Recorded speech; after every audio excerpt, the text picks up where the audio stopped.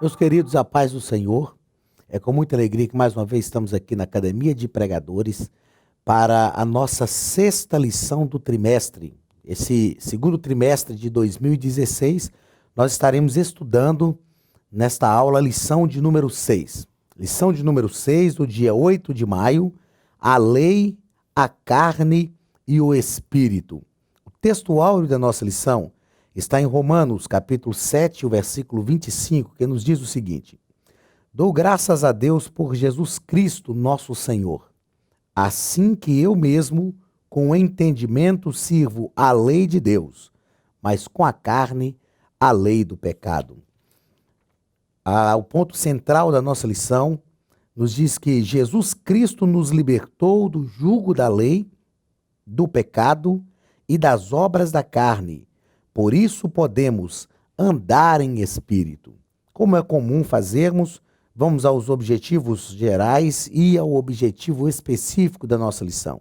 O objetivo específico: mostrar que a luta entre carne e espírito é uma realidade na vida de todo crente.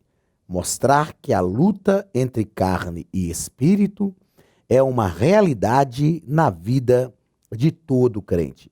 Objetivos específicos. O primeiro, ligado ao primeiro ponto da lição, é explicar a analogia do casamento ilustrada na lei. O segundo objetivo, mostrar a analogia da solidariedade e da graça ilustrada em Adão. E o terceiro objetivo, que está ligado ao terceiro ponto, discorrer a respeito da analogia entre carne e espírito. Leitura bíblica em classe. O texto está na carta aos Romanos, capítulo 7, do versículo 1 ao versículo 15, que nos diz da seguinte forma: Não sabeis vós, irmãos, pois que falo aos que sabem a lei, que a lei tem domínio sobre o homem por todo o tempo que vive, porque a mulher que está sujeita ao marido enquanto ele viver, está-lhe ligada pela lei. Mas morto o marido, está livre da lei do marido. De sorte que, vivendo o marido, será chamada adúltera se for de outro marido. Mas, morto o marido, livre está da lei, e assim não será adúltera se for do outro marido. Assim, meus irmãos, também vós estáis mortos para a lei pelo corpo de Cristo, para que sejais doutro, daquele que ressuscitou de entre os mortos, a fim de que demos frutos para Deus. Porque quando estávamos na carne, as paixões dos pecados, que são pela lei, operavam em nossos membros para darem fruto para a morte. Mas agora estamos livres da lei, pois morremos para aquilo que estávamos retidos, para que sirvamos em novidade de espírito e não na velhice da terra. Que diremos, pois? É a lei pecado? De modo nenhum. Mas eu não conheci o pecado senão pela lei. Porque eu não conheceria a concupiscência se a lei não dissesse, não cobiçarás. Mas o pecado, tomando ocasião pelo mandamento, despertou em mim toda a concupiscência, porquanto sem a lei estava morto o pecado. E eu, algum tempo, vivia sem lei. Mas vindo um mandamento, reviveu o pecado, e eu morri. E o mandamento que era para a vida, achei eu que era para a morte, porque o pecado, tomando ocasião pelo mandamento, me enganou e por ele me matou. Assim, a lei é santa, e o mandamento santo, justo e bom. Logo tornou-se-me o bom em morte? De modo nenhum. Mas o pecado, para que se mostrasse pecado, operou em mim a morte pelo bem, a fim de que, pelo mandamento, o pecado se fizesse excessivamente maligno. Porque bem sabemos que a lei é espiritual, mas eu sou carnal, vendido sob o pecado. Porque o que faço não o aprovo, Pois o que quero, isso não faço, mas o que aborreço, isso faço. Propositadamente eu deixei a verdade prática nessa nossa introdução para ler por último, a fim de fazer um breve comentário sobre a verdade prática. Na verdade, até mesmo de ler, de fazer esse breve comentário sobre a verdade prática, o que nós gostaríamos de falar é destacar esse tom filosófico de Paulo na carta aos Romanos. A carta aos Romanos, como nós já falamos, Paulo está usando a mesma didática dos filósofos estoicos e cínicos a fim de fazer as suas argumentações. Então nós percebemos que ele faz um diálogo com o interlocutor oculto, como já foi dito em outras lições, e nesse diálogo ele apresenta de forma extremamente filosófica todo esse dilema. O que nós vamos entender na lição de hoje, nessa nossa sexta lição, é que o apóstolo Paulo está, na verdade, fazendo de tudo para que ninguém interprete mal as suas palavras e entenda que ele está dizendo que a lei, que o mandamento é mal. Mas o que Paulo está ovacionando, deixando claro, é que o que é mal é a atitude daqueles que cumprem a lei ou que tentam obedecer os mandamentos. Porém, a lei não é má. Ele deixa claro isso, para que ninguém entenda, a partir de uma leitura superficial desse texto, que é um texto filosófico, nós precisamos ter cuidado para que ninguém entenda que Paulo está dizendo que os mandamentos de Deus são maus. Eles não são. Verdade prática. A luta entre a carne e o espírito é uma realidade na vida de todo crente, mas a dependência da graça de Deus fará com que tenhamos uma vida vitoriosa.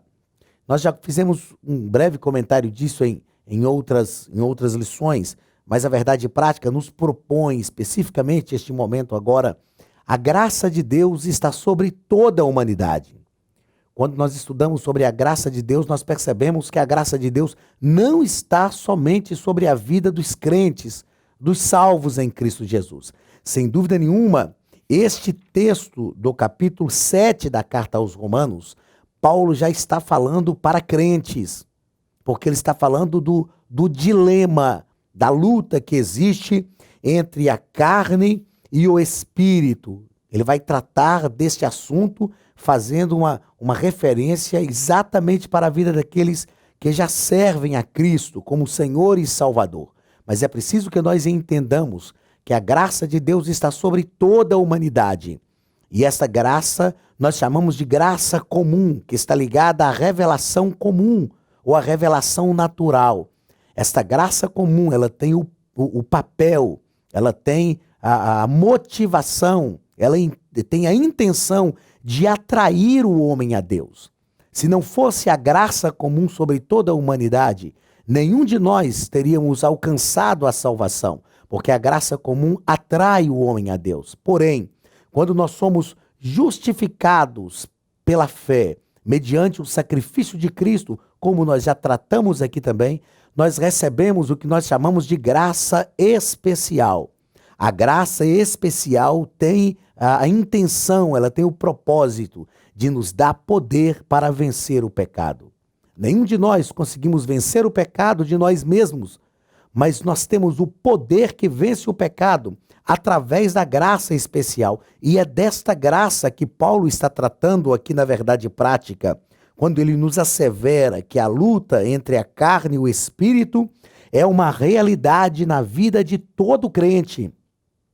Percebamos que nós já falamos aqui que a graça é superior ao pecado, é maior do que o pecado, e ela tem o poder de vencer o pecado, de triunfar sobre o pecado.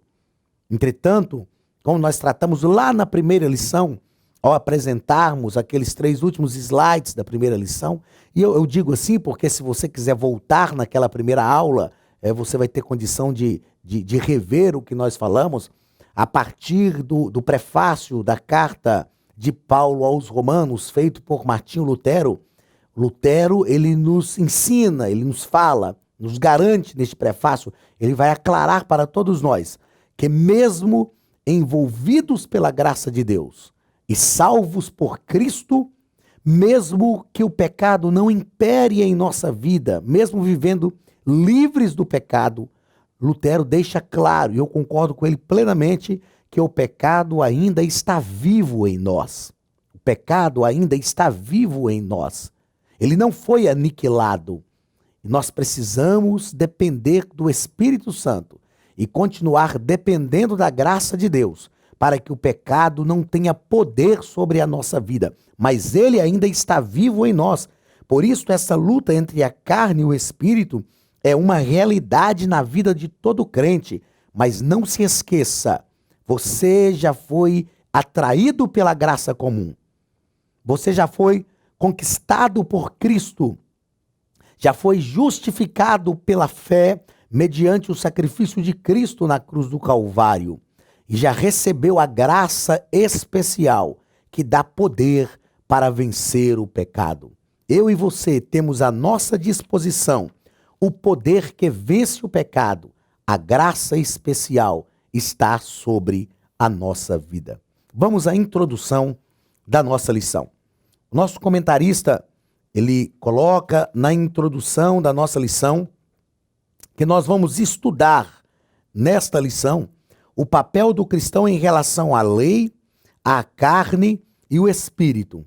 E Paulo vai tratar destes três assuntos usando três analogias: a analogia do casamento, a analogia de Adão e a analogia da luta que existe entre a carne e o espírito. É lógico que o apóstolo Paulo está partindo ou tomando um ponto de partida daquilo que é conhecido, daquilo que é claro para todos os seus ouvintes ou para todos os seus, claro, de todos os seus destinatários da carta, a fim de que eles compreendam, que clareie na mente deles um aspecto totalmente espiritual que todos nós como crentes precisamos ter cotidianamente a prática disto. Lutar contra a carne, lutar contra esses desejos da carne para que nós consigamos prevalecer. Lembrando sempre que esta luta só pode ser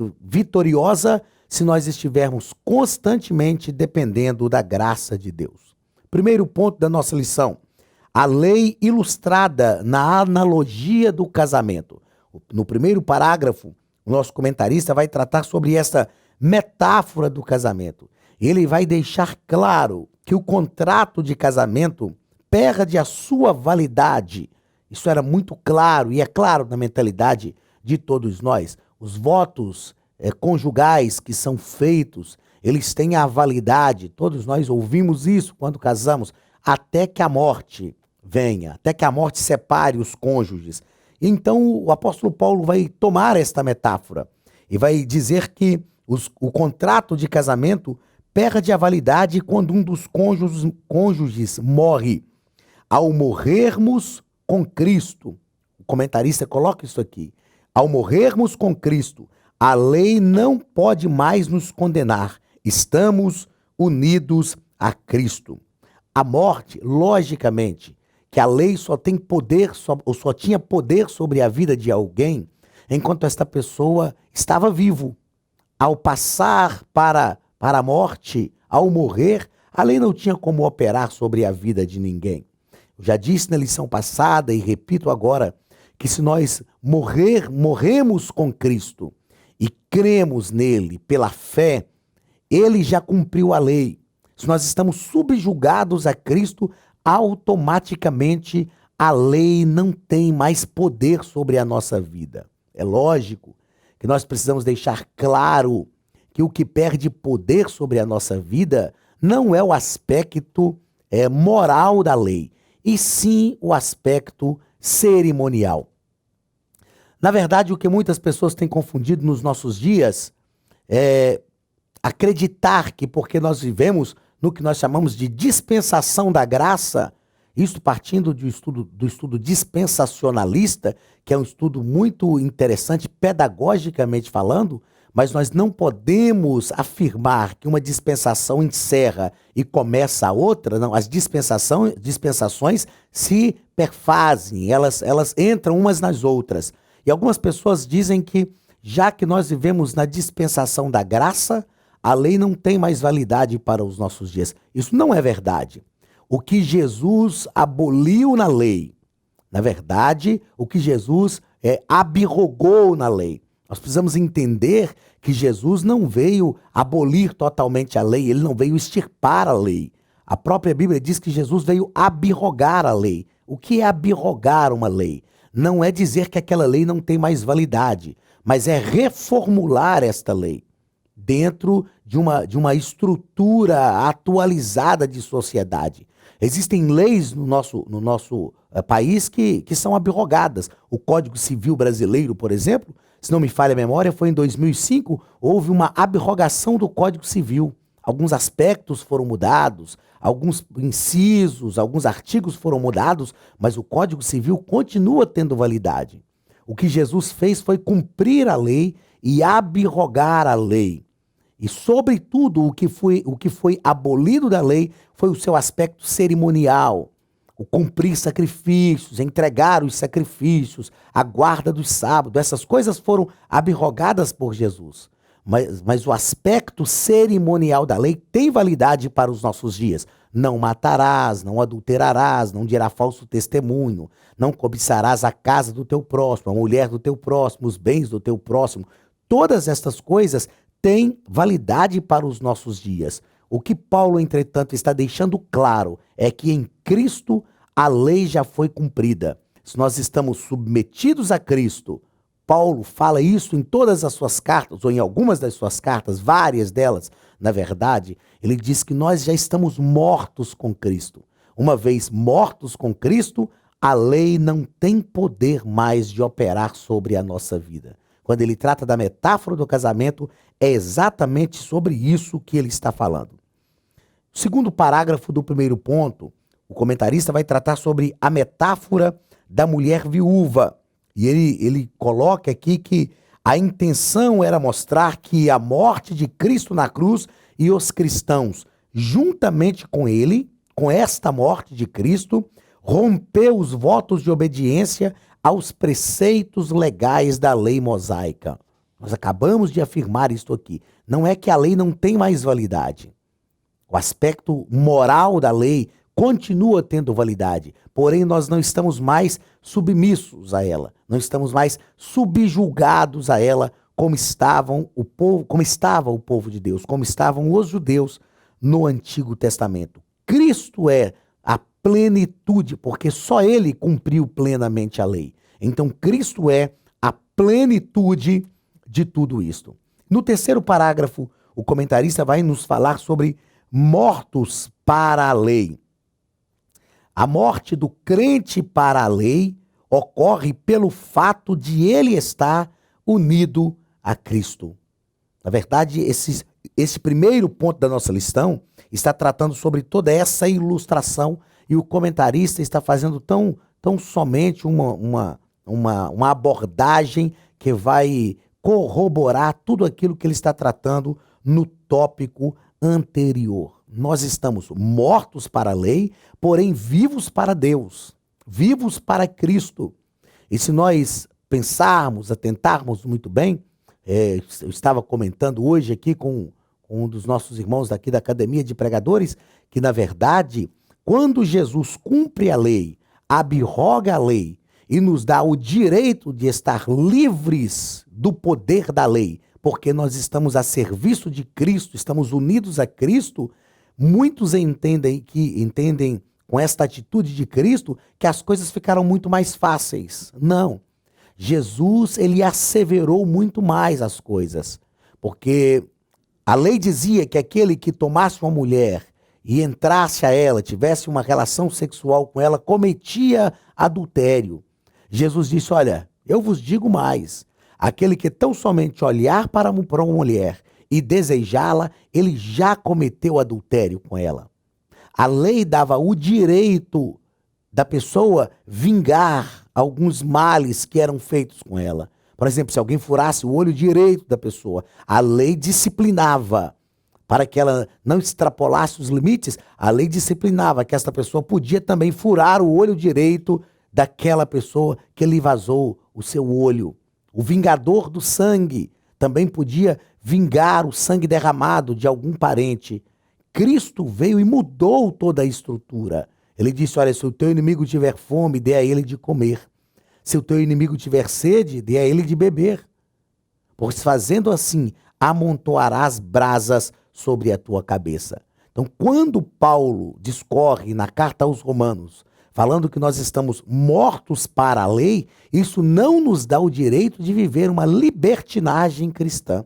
Nós precisamos entender que isso nos responsabiliza diante de Deus e nos faz buscar um maior relacionamento com Cristo através da pessoa bendita do Espírito Santo, para que nós possamos realmente viver a plenitude de Cristo na nossa vida. Segundo ponto da nossa lição, Adão ilustrado na analogia da solidariedade da raça. Primeiro parágrafo, o comentarista vai tratar sobre de volta ao paraíso.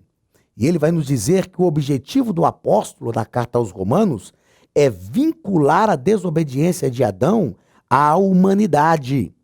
Quando o Senhor diz, dentro do decálogo, não cobiçarás, ele está fazendo, na verdade, uma alusão a Gênesis capítulo 3, dos versículos 1 ao 6, quando ele disse a Adão e Eva que não comessem do fruto da árvore do conhecimento do bem e do mal. E a Bíblia diz que a mulher olhou para aquela árvore e viu que o seu fruto era bom e era árvore desejável. O não cobiçarás já está indo de encontro a esta ordem de Deus para Adão e Eva. Desta forma, segundo a tradição judaica, Adão já estava cumprindo a lei mesmo que antes que ela existisse. O que nós entendemos é que ao dar a lei, o decálogo, para o seu povo, Deus não estava mudando nada daquilo que ele já tinha dito, nada daquilo que já era a sua vontade para o seu povo. Ele estava tão somente deixando uma lei escrita para que o povo pudesse consultar, para que eles pudessem ensinar os seus filhos. Mas o Senhor não estava mudando, ele estava disciplinando a conduta do seu povo. Quando nós estudamos história de Israel, nós vamos aprender que as leis de Deus para o seu povo, que não foi só o decálogo foi o primeiro arcabouço jurídico de Deus para o seu povo, o primeiro conjunto de leis escritas, organizada para o povo de Deus, mas o Senhor deixou para o seu povo, e o Pentateuco nos registra várias outras leis que Deus deu para o seu povo. Então Deus estava disciplinando algumas atitudes do seu povo, para que eles não agissem como as nações pagãs. Por exemplo, o Senhor ordenou ao seu povo, o Senhor disse que era proibido cozinhar o cabrito no leite da cabra, no leite da sua mãe. E, na verdade, quando nós estudamos esse tipo de legislação de Deus, não é em vão. As civilizações pagãs, desde a antiguidade, tinham por costume cozinhar o animal no leite da mãe, e isto era um culto à fertilidade. Eles comiam aquela carne acreditando num Deus da fertilidade. E o Senhor está disciplinando o seu povo através dessas leis, como que dizendo para Israel: vocês não precisam fazer esse tipo de coisa para cultuar a nenhuma pseudo-divindade que pode fazê-los prosperar e fazer prosperar a vossa terra. O Senhor estava dizendo: eu mesmo vou prosperar a casa de vocês, prosperar a terra de vocês. Então o que Deus está fazendo é disciplinando o seu povo. O apóstolo Paulo, entretanto, ele vai fazer este retorno ao Éden e vai mostrar que a lei de Deus já estava lá. Por isso ele vai colocar Adão como representante de toda a raça humana. Eu acho importante repetir aqui o que eu já disse em outras aulas a respeito da transmissão do pecado na vida da raça humana. O autor do livro Teologia do Antigo Testamento, um autor chamado Ralph Smith, ele nos ensina, ele nos diz que não há uma explicação lógica, teológica, para explicar a perpetuação do pecado na vida da raça humana. Porque esse pecado original, o pecado das origens, como alguns estudiosos chamam, não diz respeito a questões genéticas. Mas o Ralph Smith vai nos dizer que a partir do momento que Adão e Eva pecam, que eles são expulsos do paraíso, que a terra também é amaldiçoada por Deus por causa do pecado do homem. E eu pensei algumas vezes, por que Deus amaldiçoou a terra por causa do pecado do homem? Mas Deus precisava fazer isso, porque toda a terra criada foi criada em prol do ser humano. Foi criada para ele. Como nós falamos aqui na lição anterior, a humanidade motiva os atos criadores de Deus. Uma vez agora que o homem pecou, que ele quebrou uma norma, que ele desobedeceu a Deus, tudo que Deus fez para ele e para que ele vivesse bem, vai ser contaminado pelo pecado. E Adão e Eva, ao crescerem na terra, ao povoarem a terra, eles começam a povoar a terra agora, não mais como um casal santo, separado por Deus, debaixo da inocência, porque este era o desejo de Deus. O Senhor disse a Adão e Eva, crescei, multiplicai-vos, enchei a terra. Mas eles tinham um jardim onde se relacionavam com Deus. Se Deus tivesse criado Adão e Eva para viver só no jardim, no Éden, o Senhor não tinha dado a ordem para eles povoarem a terra. Mas o relacionamento do jardim daria a eles parâmetros, princípios divinos para povoar toda a terra. Esta terra agora está sendo povoada, uma vez que eles pecaram e foram expulsos do jardim, essa terra está sendo povoada por pecadores. Então todas as ações de Adão e Eva são ações permeadas pelo pecado. E este mundo que eles estão criando é um mundo envolto, permeado pelo pecado. E desta forma o pecado então chegou a toda a raça humana. Aí nós entendemos o que Davi disse no Salmo 51, em iniquidade fui gerado, e em pecado me concebeu a minha mãe. Na verdade, Davi não era filho bastardo, como alguns, se me permitem, loucos pregadores, eu já ouvi dizer que Davi era filho bastardo, era filho de Jessé com outra mulher, e tem alguns que defendem isso, tem alguns que acham até argumentos bíblicos e teológicos para fazer esta defesa. Entretanto, o que Davi está mostrando é que ele já nasceu debaixo deste mundo pecaminoso, envolto pelo pecado. Então o pecado perpetuou-se na vida da raça humana. Muito bem, no segundo parágrafo, o nosso comentarista colocou aqui lembranças do Sinai. Lembranças do Sinai. Então a crença judaica, havia essa crença judaica de que o primeiro homem viveu estes princípios da Torá. E como nós já falamos, esses princípios da Torá já estavam em Deus. Então Deus não muda, a Bíblia diz que nele não há sombra de variação. Então nós concordamos, sem dúvida, que Adão ou Abraão, como dizem os estudiosos, já viveu esses princípios da Torá mesmo antes do seu estabelecimento. Entretanto, eles estão vivendo princípios que são princípios divinos. Então, o homem viveu lá no Éden os princípios da Torá, isto através da ordem divina no Éden. No terceiro parágrafo, desse segundo ponto, ele vai tratar sobre a lei dada a Adão. E o comentarista vai dizer aqui que o fato é que Adão estava debaixo de um mandamento. E este mandamento era uma ordenança de não comer da árvore do conhecimento do bem e do mal. Quando Paulo toma este fato, que é de conhecimento de todos os seus ouvintes, dos seus destinatários, ele quer fazer um paralelo entre o paraíso e o Sinai, entre a lei de Moisés e a ordenança que foi dada a Adão. O mandamento que foi dado a Adão para trazer vida se converteu através da ação da antiga serpente personificada no diabo, a serpente que era a personificação do diabo, se converteu em morte. Quando nós lemos os relatos de Gênesis, a serpente, no diálogo que teve com Eva, ela tentou fazer um trocadilho, dizendo o seguinte: olha, o que foi que Deus disse? Que vocês não podiam comer de nenhum dos frutos destas árvores do jardim? E Eva disse, não, o Senhor disse que nós podemos comer de todos, somente de um. Da árvore que está no meio do jardim nós não podemos comer. E a serpente então disse, não, vocês não vão morrer. Deus sabe que vocês não morrerão. O que Deus não quer é que vocês sejam iguais a Ele. O que o diabo está fazendo, ele está colocando em dúvida. Eu disse aqui na nossa primeira lição que para Lutero, todo o pecado, todo o pecado, a origem de tudo é a incredulidade.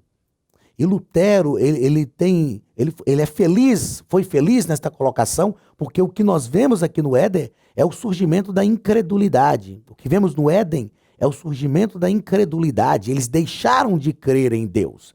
Isto é tão sério que isso se perpetua em toda a história da humanidade e depois isso vai culminar em Cristo. A Bíblia diz que Jesus passou no Rio Jordão, foi batizado por João, houve ali um fato magnífico, que o Espírito desceu sobre ele na forma corpórea de uma pomba e ouviu-se uma voz do céu que dizia, este é o meu filho amado em quem me comprazo. Isto é o que o próprio Deus estava dizendo.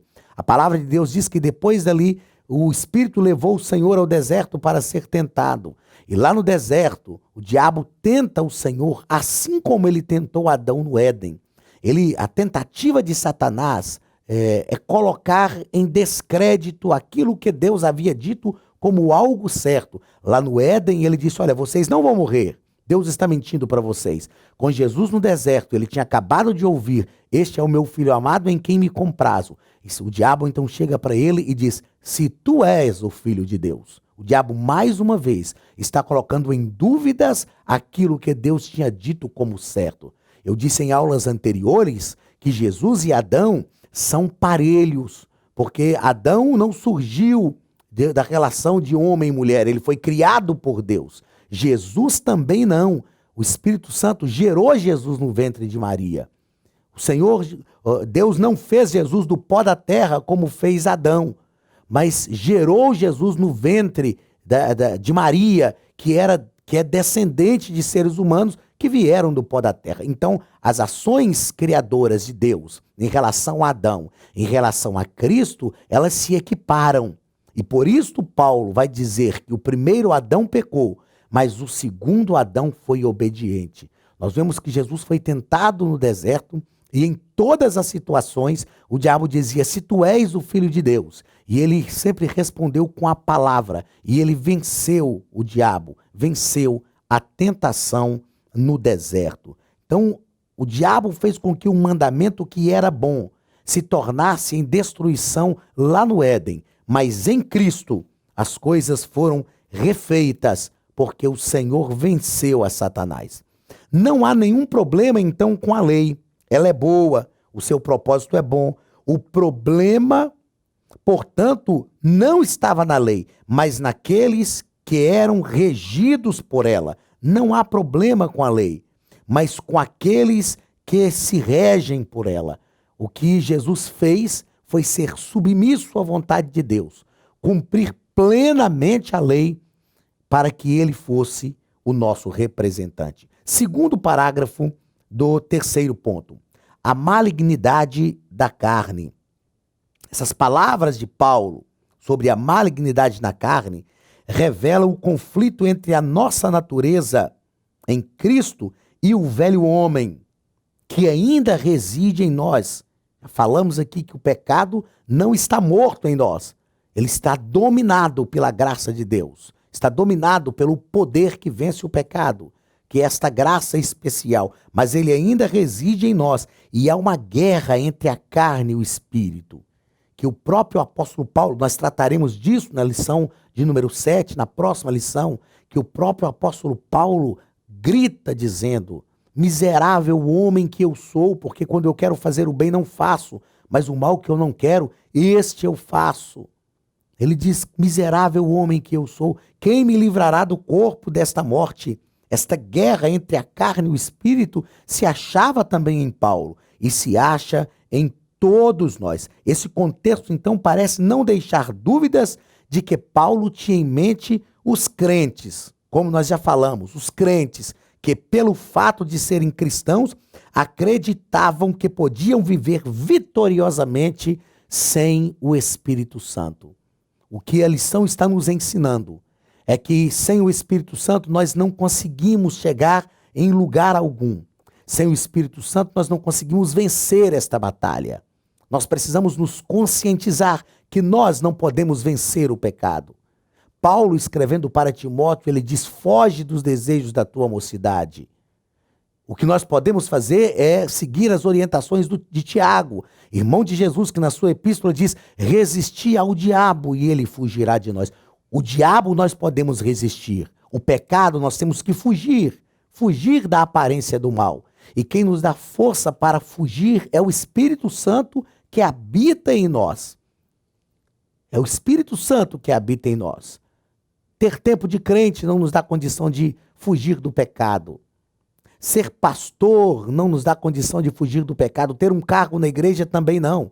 Porque todos nós corremos o risco de cair. O que nós precisamos é confiar na graça de Deus e viver na dependência do Espírito Santo. Terceiro e último parágrafo da nossa lição. A velha natureza. Neste parágrafo, o comentarista diz que nós não temos como lutar contra o pecado usando a nossa força.